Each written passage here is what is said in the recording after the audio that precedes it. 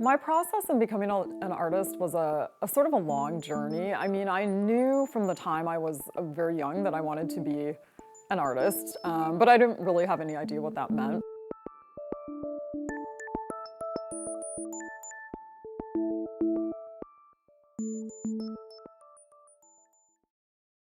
I'm Liz Miller. I'm an artist who lives in Good Thunder, Minnesota. My work is primarily large-scale, site-specific installations. I also do mixed media works on paper, and I teach drawing at Minnesota State University in Mankato.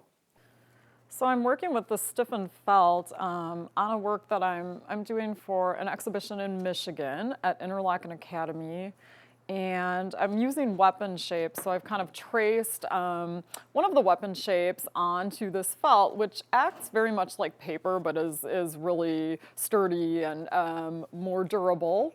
And I'm just going around with my electric scissors, kind of cutting that silhouette.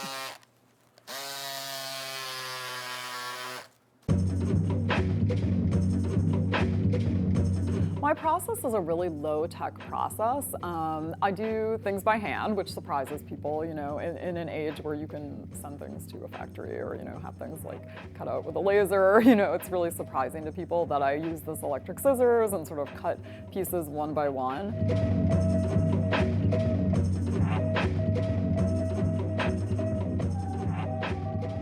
My parents were both computer scientists, and they were extremely encouraging of creativity. Like, I remember drawing on reams of paper, like when computers took up entire rooms.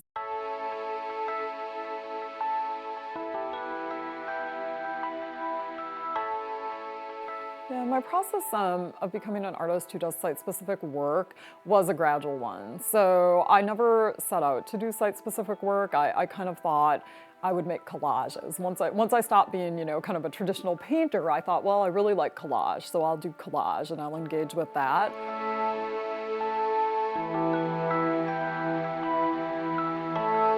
I started looking at a lot of fashion, sort of like the history of dress. I took classes in the history of dress, became really excited about it, and started seeing a lot of the materials I was working with as dimensional materials instead of flat materials.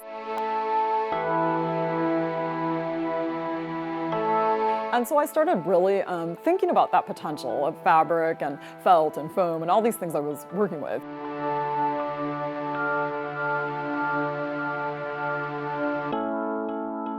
A curator came in, wasn't interested in my drawings, wasn't interested, in the kind of collage works on plexiglass, but was really excited about these kind of wonky experiments that I was doing on the wall. And so eventually one thing led to another.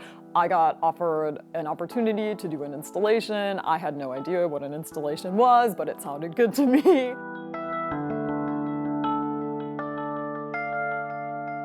Liz described her work in many different ways.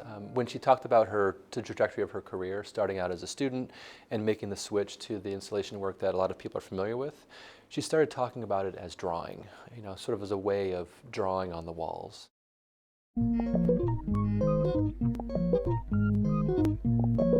There's a lot of line, there's a lot of shape, there's a lot of form in her work, but if you look really closely, you can see exactly how she's drawn the shapes onto the felt that she's cut out. But then you can also step back a little bit further and see how she's drawn in the space as well too.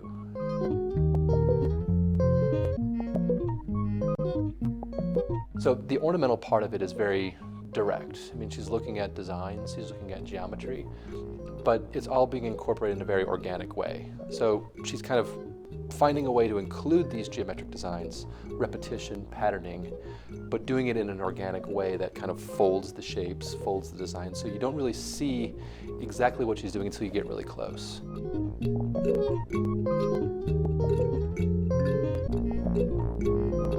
Liz's work is very transformative. It changes the space that it's in. It changes the impression or what you think of her materials very much as well too.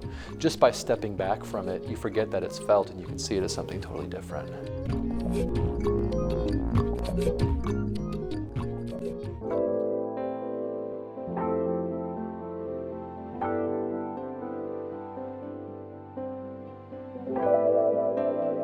once I did it, I loved that process of being in the space and responding to the space, and just the physicality even of the installation process, where you're not kind of sitting at like an easel or a table making something. I mean, you're really like engaged, physically, your body is engaged in the space, climbing up and down ladders, and I just found it really exciting and really fun, and I knew that was what I wanted to pursue.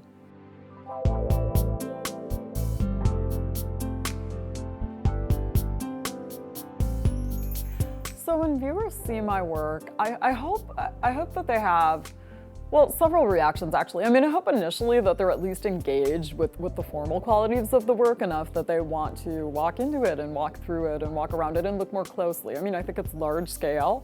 I think that hopefully it seduces the viewer to want to explore it more closely and to kind of look at the imagery embedded within it, And so I love that ability, to sort of have people's perception of the work change as they experience it and move through it, and have them see more and more in the work. And also, I think, I love it when viewers start to create their own stories, from the work. I mean, I think my work is sort of part fact and part fiction, I'm creating these kind of fictions, and then oftentimes the viewers sort of expand on those fictions with their own stories. But I think a lot of the dialogue that I'm interested in really relates to perception on some basic level. And I mean, I think perception is a pretty powerful thing, So when you think about the way it's used in advertising, that this idea of like shapes that are kind of, hidden messages that are embedded in things, that it does have a certain power. But I'm also just interested in visually, right? Like how it looks too. So I've always tried to marry those two things, the content and then like how the work looks.